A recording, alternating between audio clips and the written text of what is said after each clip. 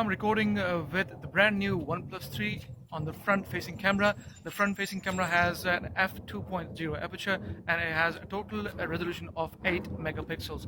This is obviously a bit higher as compared to the flagship rivals like the Galaxy S7 Edge and the HTC 10. Both have 5 megapixel cameras. However, the aperture size on the S7 Edge and the HTC 10 is obviously a lot better than the OnePlus 3. From what I can see so far, guys, the camera seems decent enough. It has some good, nice colors to it. If you can see the leads at the back end, you will probably see it's producing some nice, sharp, punchy colors. So not too bad. The camera is keeping a good focus on my face as well, which is not too bad as well. The mic quality, obviously, I can't tell right now because I'm recording. So once I will upload or review this video, hopefully you will be hearing a good sound from the mic on the OnePlus 3. I'm moving across, as you can see, and the camera seems to be doing a fairly good job so far. So now I'm recording with the Galaxy S7 Edge front-facing camera. This camera has also got a lot going for it. It has an f1.7 aperture, which is obviously industry-leading, and it has a 5 megapixel Sony sensor. So let's walk along a bit and see how stable our video is. From what I can see, it seems fairly stable. Keep it in mind that I'm holding the phone with one hand, so it's not doing too bad a job. So let's move across and have a look and see. The colors are very punchy, very nice, and the camera is keeping a nice focus on my face. So let's have a look at the leaves at the back. As you can see, guys, the leaves have got a good, decent color to it. So the contrast ratio, the brightness, the overall dynamic range on the front-facing camera seems to be decent enough so far from what I can see. So not a bad effort, and the front-facing camera is doing a fairly good job. A lot of people actually ask me this question all the time: how is the front-facing camera on the S7 Edge? I'm sure by looking at this video you should be able to make your mind up, and especially when I'm comparing it with the OnePlus 3, and also I'll be comparing it with the HTC 10 as well. So far so good. So now I'm recording with the back camera on the OnePlus 3. It has a 16 megapixel Sony sensor and it comes with f2.0 aperture. This is the same aperture as it has on the front facing camera. And this time around, as opposed to the OnePlus 2, there is no laser autofocus. In fact, this time around we have phase detection autofocus, which is slightly different to the one on the OnePlus 2, like I said. So let's have a look and see the focusing capabilities of the OnePlus 3. Let's bring it close to the leaves and see if it's able to focus. There we go. It takes about a second or two and it focuses straight away. And you can see the background has gone blurry, so this seems to be alright, not too bad. Keeping in mind the leaves are moving, it's a bit windy, but it's keeping a good focus on the leaves. So let's walk along and see how the optical image stabilization works. By the way, the camera comes with OIS as opposed to from OnePlus 2 last year. It had no OIS, whereas this time around the OnePlus 3 has optical image stabilization only on the back camera and not the front facing camera. Okay, so now let's go and move across and see how the video comes up. It's slightly jerky, it's not as smooth as I would say on the HTC 10 or the S7 Edge, but seems to be doing a fairly good job. Keeping in mind it's only a 300-pound phone. I think it's doing a very, very good job from what I can see so far. Okay, so now let's put my hand across and see if it focuses my hand. There you go. Takes about a second or two and it focuses my hand, and then back on the leaves again. Once more, there you go. And then back on the leaves again. So let's focus on the big leaves here and see how it comes up. Let's get really close. There you go. As you can see, it's doing a decent enough job, not too bad. Like I said, keeping in mind it's only a 309-pound phone. I think it's got a very decent camera. Okay, so let's go here. Let's get closer and let's have a look and see. There we go. If it takes about a second or two and it focuses straight away. It's definitely not as quick as the S7 Edge, but still quick enough in my opinion. And most people are watching this. I'm sure you guys will be happy with the way OnePlus 3 is recording so far. So everything seems to be okay. So far so good. So now I'm recording with the back camera on the Galaxy S7 Edge, and the back camera has also got a lot going for it. It has an f1.7 aperture, which is again industry leading, and also it has dual pixel technology, which you normally see in DSLR cameras, and Samsung have somehow been able to embed this technology in their phone. As a result, the focus on the camera is one of the fastest I've seen so far. So we're going to test here again and see how the focus is. So let's get close to the leaves here. There you go, guys. Within a second, in fact less than a second, it is able to focus on the leaf straight away without any issues. Let's move across and focus on the leaf once more. There we go.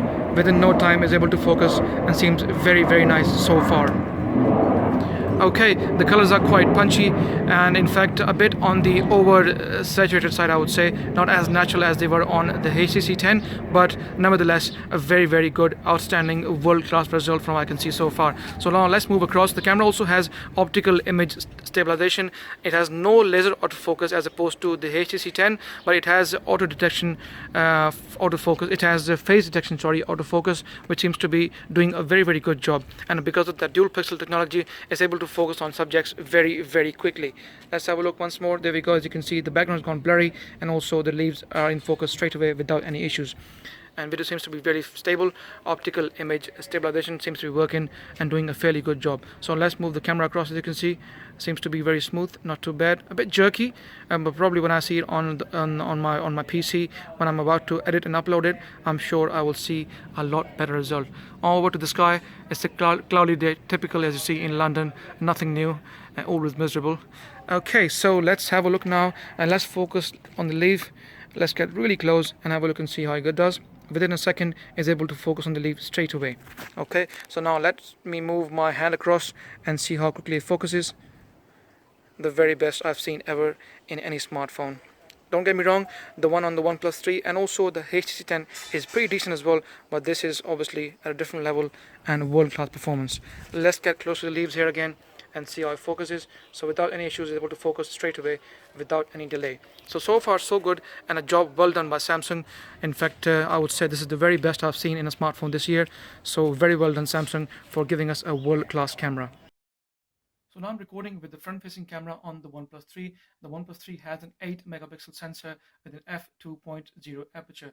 As you can see now, I'm shooting indoors and in my living room, and the lighting conditions are slightly more difficult. As you can see at the back end, the curtains are pulled just aside a little bit so that a bit of light comes across to create this difficult low light environment.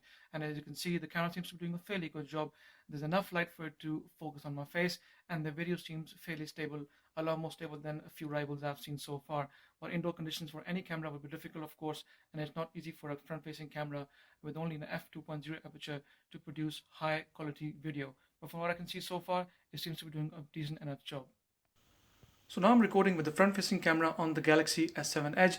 It has a 5 megapixel sensor, also comes with f1.7 aperture, which is industry leading and among the very best, and no other phone can rival that kind of aperture size.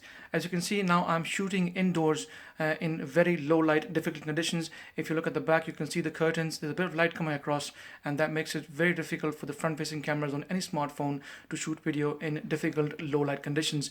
And from what I can see, the video seems quite stable so far. It's keeping a good focus on my face, and despite having a low light lighting conditions, still the camera seems to be performing decent enough. Is it better than HTC 10 or OnePlus 3? I will let you guys decide, and please let me know in the comment section. But from what I can see so far, the front-facing camera on the Galaxy S7 Edge seems to me among the very best, and the video quality produced is very nice from what I can see so far. So now I'm recording with the front-facing camera on the OnePlus 3.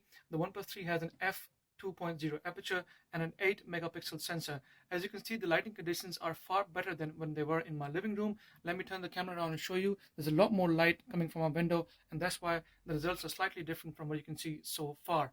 Okay, so let's have a look and see, move the camera across and around and have a look and see how the OnePlus 3 performs. So what I can see so far, with lighting conditions on in favor of the camera, I think the camera quality increases all of a sudden. As you can see, the OnePlus 3 camera is far much better now as compared to when it was in my living room.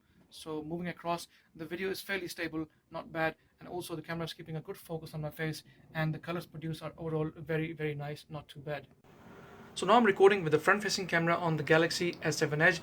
It has a 5 megapixel sensor along with f1.7 aperture, which is obviously industry leading.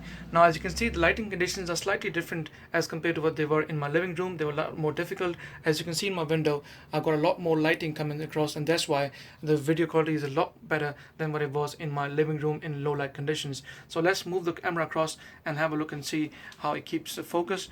The camera seems very nice so far.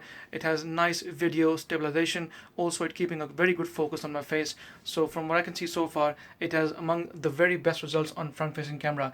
Is it better than the HTC 10, OnePlus 3, and the rest? I will leave it to you guys to decide, and please do let me know how you find it so far. From what I can see, it seems very nice and among the very best I've seen so far.